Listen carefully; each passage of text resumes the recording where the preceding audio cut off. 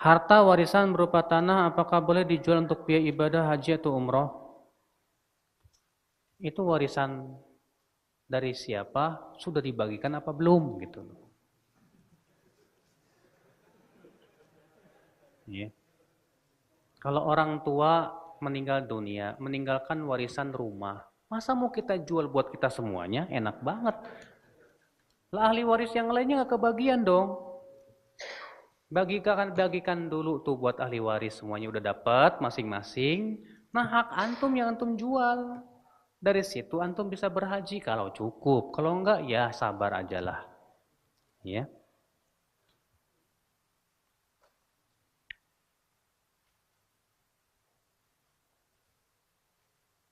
Mendoakan orang tua yang lebih utama itu kapan? Yang lebih utama itu di waktu-waktu yang diijabah. Di saat sujud. Di saat sujud itu waktu sangat diijabah. Sebelum salam itu waktu yang diijabah. Ketika sholat tahajud di sepertiga malam terakhir waktu yang diijabah. Antara adzan dan qomat waktu yang diijabah. Nah, pergunakan itu waktu-waktu yang diijabah untuk banyak-banyak mendoakan orang tua kita. Ya.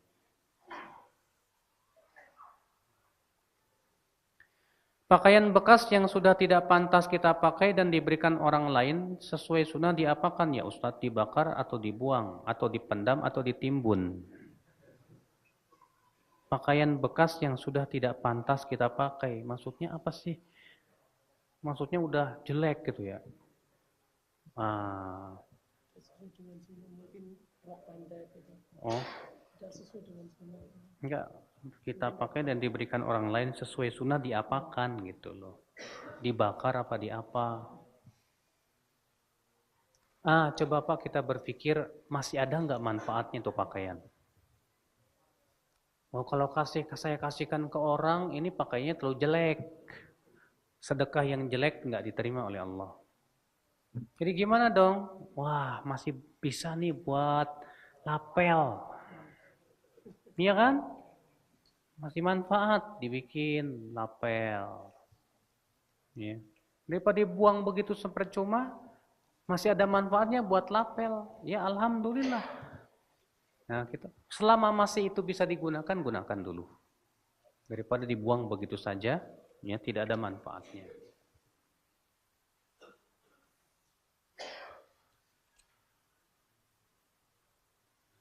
Bila seorang istri beramal karena disuruh suami, Ustadz, dia mengerjakannya dalam rangka taat pada suami meski terkadang agak malas. Apa itu tergolong ikhlas? Di sini Pak, saya ingin mengingatkan Pak, ada sebuah kesalahan dalam memahami makna ikhlas. Sebagian orang menganggap ikhlas itu lawan terpaksa. Jadi kalau terpaksa itu enggak ikhlas. Salah. Ikhlas itu artinya mengharapkan wajah Allah walaupun terpaksa. Walaupun apa? Walaupun terpaksa. Bapak dipaksa, ibu dipaksa sama suami sholat. Tapi sholatnya ikhlas mengharap wajah Allah. Ikhlas namanya. Walaupun terpaksa. Makanya kan disebutkan dalam hadis Nabi SAW, ada orang yang masuk surga dengan rantai. Maksudnya apa? Dipaksa masuk surga. Dipaksa masuk surga, Masya Allah. Maka dari itulah Bapak sekalian, kita jangan menganggap ikhlas itu kalau nggak terpaksa. Kalau terpaksa berarti nggak ikhlas. Enggak, ikhlas itu mengharapkan wajah Allah. Justru di saat kita berat dan kita paksakan, pahalanya jauh lebih besar. Kenapa? Di situ ada nilai perjuangan melawan hawa nafsu. Ya.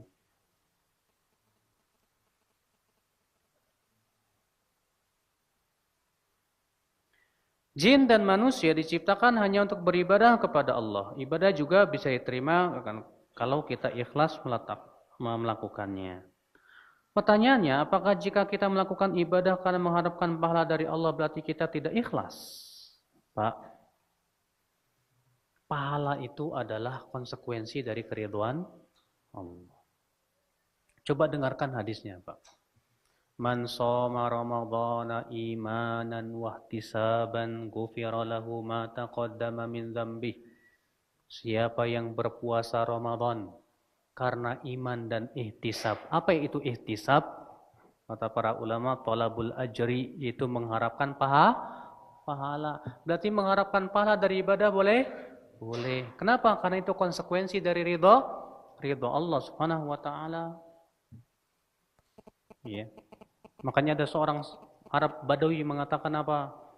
Amma ana ya Rasulullah fala adri ma dandanataka wala dandanata Mu'ad. Wahai Rasulullah, adapun saya tidak tahu apa sih yang engkau selalu seru dan apa sih yang menjadi seruannya Mu'ad bin Jabal itu. Akan tetapi saya, hai Rasulullah, selalu minta kepada Allah surga dan berlindung dari api neraka. Kata Rasulullah, haulahanu dandin. Justru di sekitar itu kita menyeru. Artinya kalau kita beramal karena mengharapkan surga boleh? Iya. Karena surga itu konsekuensi daripada keriduan Allah. Makanya kan aneh kalau ada orang berkata, ya Allah, mendingan saya masuk neraka asal engkau ridho sama saya. Mana mungkin, Pak? Ya. Masa Allah masukkan ke neraka orang yang Allah ridhoi? Gak mungkin. Mustahil.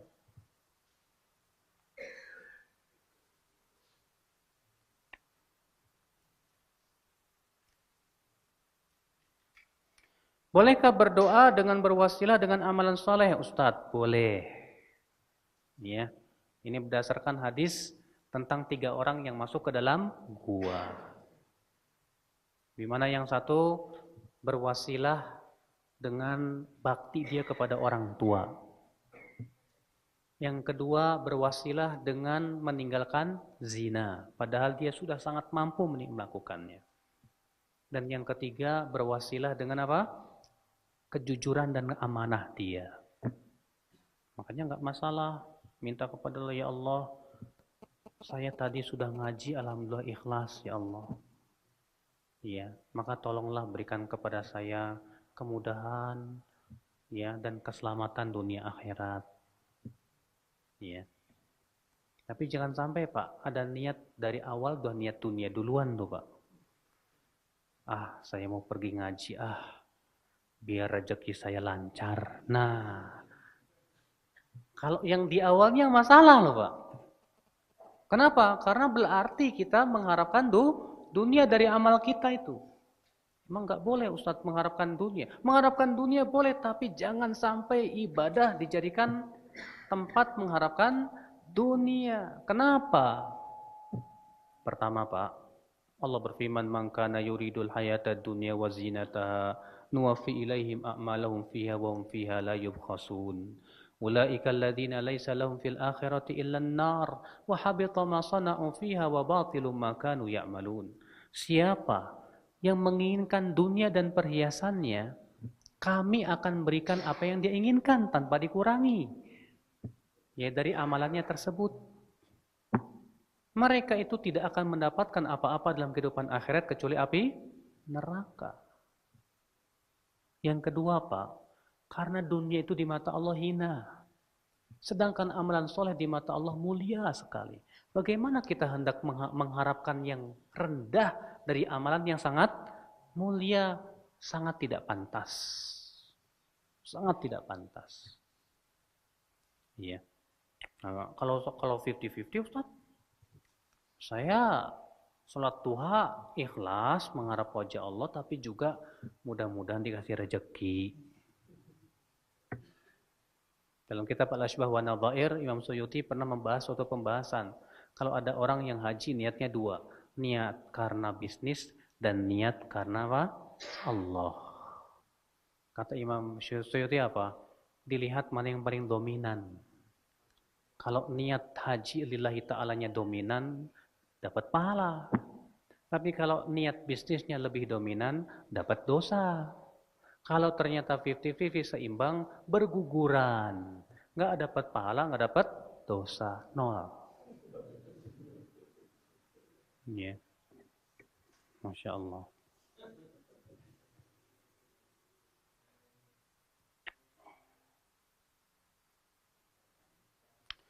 Mau tanya Ustadz, bagaimana menguatkan tekad untuk keluar dari pekerjaan yang riba? Masya Allah. Memang tidak mudah, butuh keimanan. Karena seringkali setan datang dan menakut-nakuti kita, Pak. Makanya Allah mengatakan innama dzalikumu syaitanu yukhawwifu awliya'ah. Fala takhafuhum wa khafuni in kuntum mu'minin. Sesungguhnya itulah syaitan menakut-nakuti wali-walinya sendiri. Kita mau keluar, setan mengatakan nanti kamu kalau keluar ngasih makan anak istri pakai apa lo? Nanti kalau kamu keluar, kamu gak bisa dapat gaji yang lebih gede lagi lo. Nanti kalau kamu keluar, subhanallah. Kalau kita kuatkan keyakinan kita, Allah berfirman, "Wa may yattaqillaha yaj'al lahu makhraja wa yarzuqhu min haitsu la yahtasib." Siapa yang bertakwa kepada Allah, Allah akan berikan jalan keluar untuk dia. Dan Allah akan berikan rezeki dari arah yang tidak disangka-sangka. Kalau kita yakin dengan firman Allah ini, mudah insya Allah. Kalau kita yakin bahwa yang memberikan rezeki Allah, mudah insya Allah. Mudah. Tapi kalau kurang keyakinan kita, itu yang bermasalah. Ya, makanya kita harus yakin dulu. Kamu yakin enggak? Kalau Allah akan menjamin rezeki kamu. Oh yakin. Yakin dengan benar, insya Allah. Silahkan keluar, insya Allah Allah berikan rezeki yang lebih baik. Banyak Pak, saya punya teman di mana? Di Cilengsi sana. Dia kedudukannya di sebuah bank konvensional, itu general manager. Itu gajinya tahu sendirilah bagaimana kalau sudah GM ya.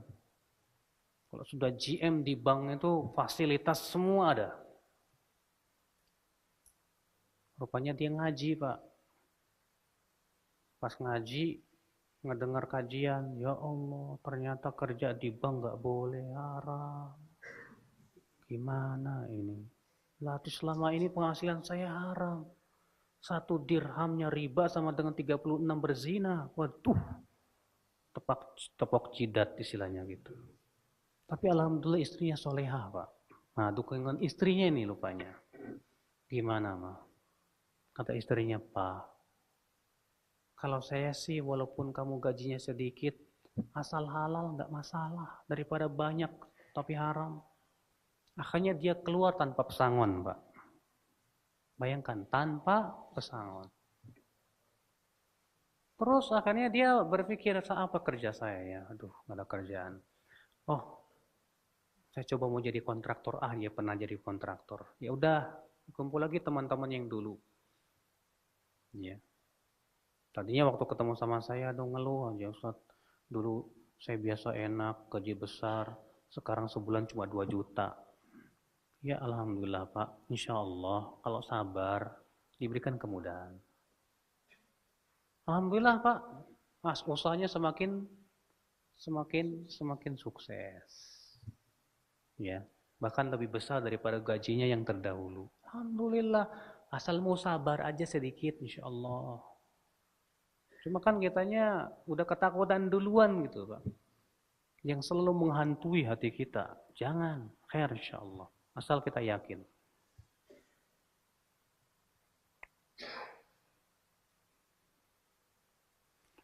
Apa ada tuntunan untuk mendoakan anak dengan khusus baca Al-Fatihah?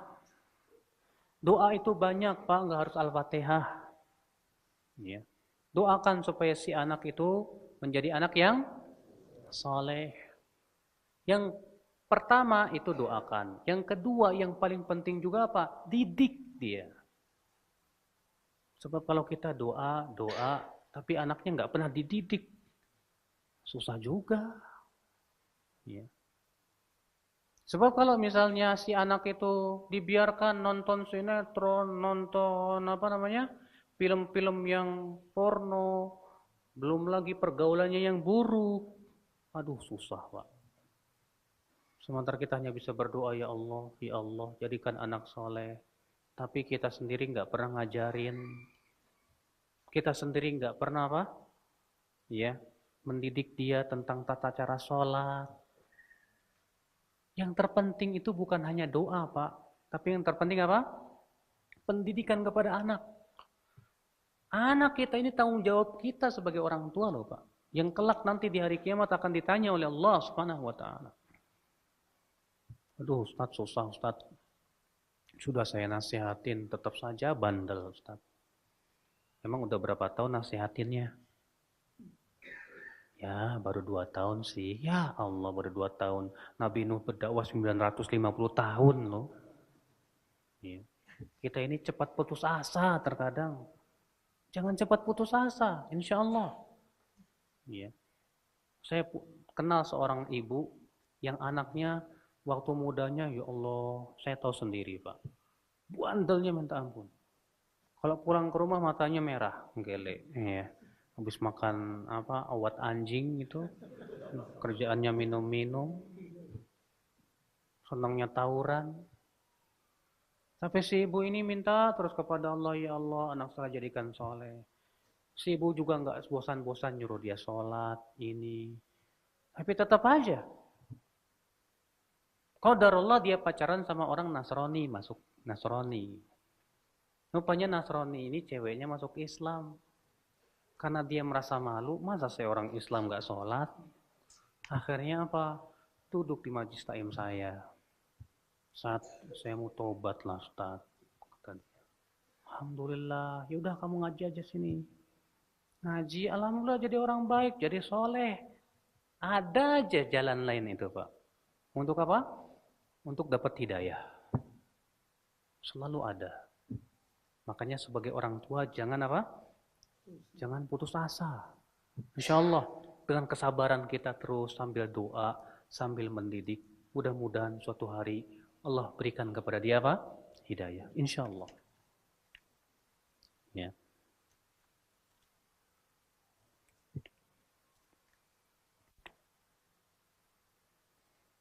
Apa pengertian mahram? Mahram itu artinya yang haram untuk dinikahi. Dan mahram itu ada 2. Ada mahram untuk selama-lamanya. Nah ini yang boleh kita berduaan dengannya, yang boleh kita berjabat tangan dengannya, yang boleh kita safar dengannya.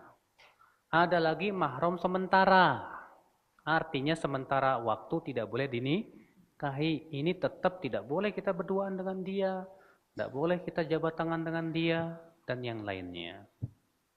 Mahram yang selamanya siapa? Bapak ke atas. Demi bapak, kakek, uyut, terus ke atas. Saudaranya bapak, paman, ya, bibi, pak de, pak le, gitu ya. Ibu ke atas. Demikian pula saudaranya, ibu. Kakak, demikian pula anak-anaknya ke bawah. Adik, demikian pula anak-anaknya ke bawah. Mertua kita itu jadi mahram kita selama-lamanya. Ya. Jadi kalau bapak sudah nikahi anaknya, dan nikah, bapak jatuh cinta sama mertua bapak yang janda itu. Waduh, kok cantikan ibunya ya. Ya. Tetap tidak boleh. Kenapa? Dia akan menjadi mahram selamanya. Walaupun bapak sudah cerai dengan istri bapak, walaupun sudah cerai. Menantu pun juga dia menjadi mahram selama-lamanya, Pak. Ya. Nah, kalau ternyata itu yang sementara, contohnya apa? Adiknya istri. Mahram, tapi mahram sementara. Kenapa? Karena kita tidak boleh menikahi dia selama kakaknya jadi istri kita. Siapa lagi? Istri orang. Masa istri orang kita mau nikahin? Iya. Mahram sementara. Jadi ini Pak ya.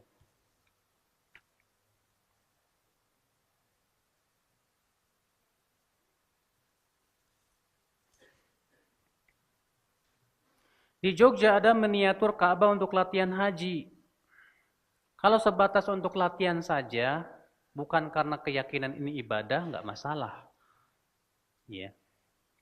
Yang tidak boleh itu, wah ini jadi tempat haji yang kedua setelah Mekah. Ini yang nggak boleh, Pak. Ya. Bagaimana kita tahu bahwa kita ikhlas dan beramal soleh? Masa kita nggak tahu sih, Pak? Loh, Bapak sholat nggak tahu beramal soleh? Saya ini bingung, Ustaz. Setiap saya berwudu, saya ragu, tadi wudu apa enggak ya? Saya sholat, saya ragu, tadi sholat apa enggak ya? Ini pernah ada orang nanya kepada Ibnu Aqil, Pak. Al-Qadhi Ibnu Aqil, hai Qadhi, saya bingung.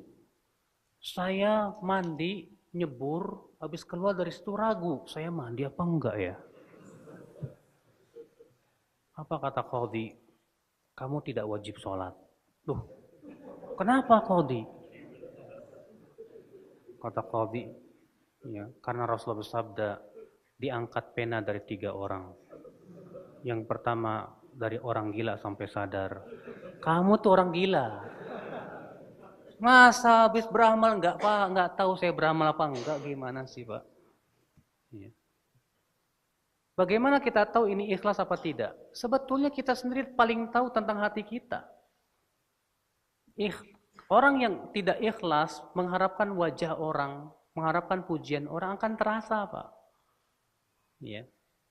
Maka tentu kita yang lebih tahu tentang perasaan kita. Tidak mungkin dong antum nanya ke saya, Ustadz saya tadi ikhlas nggak ya? Loh, saya nggak tahu amalan kamu, saya bukan dukun. Saya juga nggak bisa masang CCTV di hati kamu. Ya. Yang paling tahu tentang ikhlas ya kamu. Makanya kan sudah saya sebutkan tadi, sebelum beramal tanya ke hati. Tujuan saya beramal ini apa? Oh, mengharapkan wajah Allah. Alhamdulillah. Kemudian amalannya sesuai dengan tuntunan Rasulullah apa tidak? Alhamdulillah ada dalilnya Ustadz, jelas. Berarti insya Allah. Ketika beramal, periksa terus tuh hati itu. Jangan sampai ketika sholat, hati kita berkhianat, Pak. Iya. Yeah.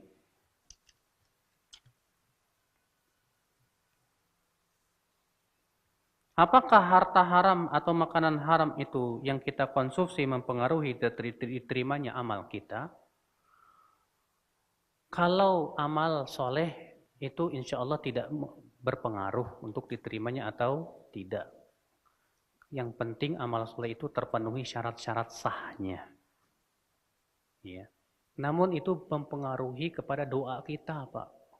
Akhirnya doa kita tidak diijabah oleh Allah Subhanahu wa taala.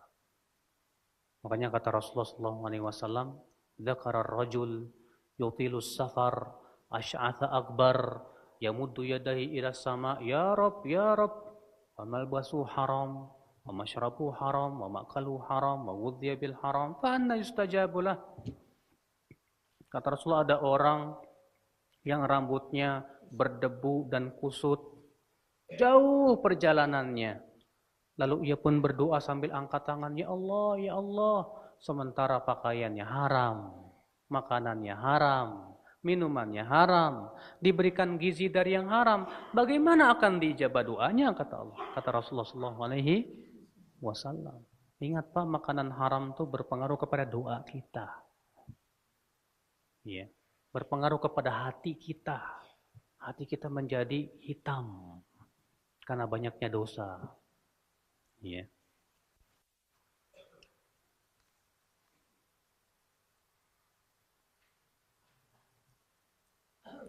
Bagaimana amalan yang kita lakukan sudah sesuai syarat, tapi kok masih ada penyakit hati, yaitu sakit hati sama seseorang. Pak, yang namanya sakit hati itu lumrah. Kalau memang Bapak disakitin sama dia. Iya. Karena jiwa manusia itu beda-beda. Ada jiwa manusia yang mudah memaafkan. Ada jiwa manusia kalau di hati disakiti memaafkan sih, tapi berat. Ya. Secara untuk normal kembali ke awal tuh kayaknya susah. Ya wis saya maafkan, tapi hatinya kayak masih gondok gitu loh. Maka itu di luar kemampuan manusia. Suatu kewajiban kita lah semampu mungkin untuk memaafkan dia. Iya. Sakit hati, saya sakit banget hati saya. Kenapa? Ya dia keterlaluan. Dia menggibah saya, dia menipu saya, dia memfitnah saya. Ya, kalau antum sakit hati, lumrah. Itu memang jiwa manusia. Siapa manusia yang tidak bisa sakit hati? Tidak mungkin. Itu di luar kemampuan apa? Seorang hamba. Tapi ketika kita maafkan, ya sudahlah saya maafkan. Tidak apa-apa. Itu merupakan jiwa yang mulia sekali. Iya. Tapi memang butuh waktu untuk supaya apa? Hati betul-betul memaafkan 100% itu butuh waktu. Ya butuh waktu. Bolehkah mengurangi ibadah karena sibuk? Misalnya berzikir pagi petang, zikir sesudah sholat kita kurangi karena sibuk. Nah, Rasulullah sudah memberikan kepada kita tips. Coba dengarkan dalam riwayat Imam Al-Hakim dalam Mustadraknya ya. Di suatu sholat subuh, setelah selesai sholat Rasulullah langsung pulang ke rumahnya istrinya beliau yang bernama Sofiyah. Didapati Sofiyah sedang zikir. Akhirnya kemudian Rasulullah juga kebetulan memang ada keperluan lagi untuk pergi. Pergilah Rasulullah SAW dan baru pulang ke rumah Sofiyah setelah siang. Ketika pulang ke rumah Sofiyah ternyata Sofiyah masih zikir. Kata Rasulullah, kamu masih zikir dari tadi pagi? Masih.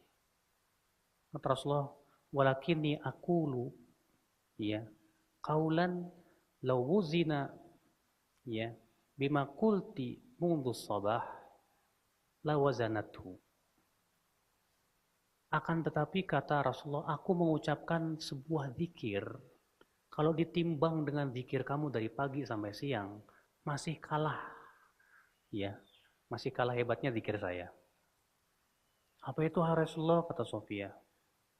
Itu aku mengucapkan subhanallah wa bihamdih, adada khalqih, wa ridha nafsih, wa zinata arsyih, wa midada kalimatihi 3 kali. Ternyata Pak, Rasulullah sibuk nih, beliau sedang sibuk. Tidak seperti biasanya beliau kalau habis subuh biasanya apa? Di masjid sampai matahari terbit. Tapi karena beliau ada keperluan, beliau langsung pergi. Rupanya yang Rasul lakukan apa? Pilih zikir pagi yang paling utama. Yang Rasulullah pilih ini, subhanallahi wa bihamdi, adada khalqi, wa ridha nafsi, wa zinata arsy, wa midada kalimati. 3 kali saja cukup. Udah, silakan pergi kesibukannya. Habis sholat harus segera pergi. Rasulullah memberikan ya tuntunan juga untuk membaca apa? Subhanallah 10 kali, alhamdulillah 10 kali, Allahu Akbar 10 kali. Udah cukup, pergi. Ya, subhanallah 10 kali cepat nggak Pak? Subhanallah, subhanallah, subhanallah, subhanallah, alhamdulillah, alhamdulillah. Cepat dah pergi dah. Masya Allah. Jadi walaupun sibuk kita tetap berusaha. Tapi ternyata Rasulullah memberikan apa? Alternatif. Ya, solusi dari itu semua. Allah.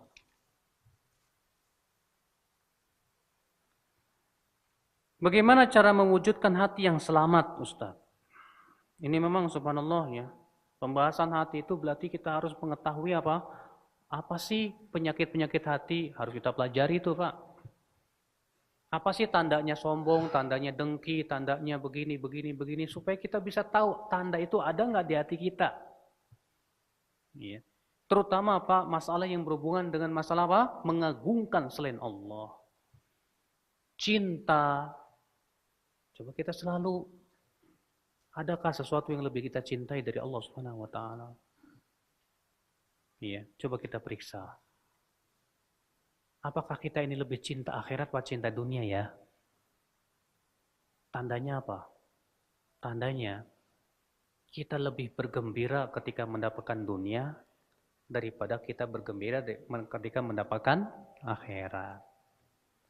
Kalau kita bisa sholat, bisa sedekah, biasa-biasa aja. Tapi kalau diberikan dunia, wah gembiranya minta ampun. Padahal seharusnya seorang mukmin itu lebih bergembira dengan akhirat daripada apa? Dunia. Allah berfirman, "Qul bi fadlillah wa wa bi rahmatihi fabidzalika falyafrahu huwa khairum mimma yajma'un. Katakanlah, dengan karunia Allah dan rahmatnya lah hendaklah mereka bergembira, itu lebih baik daripada apa yang mereka kumpulkan dari kehidupan dunia. Wallahu alam.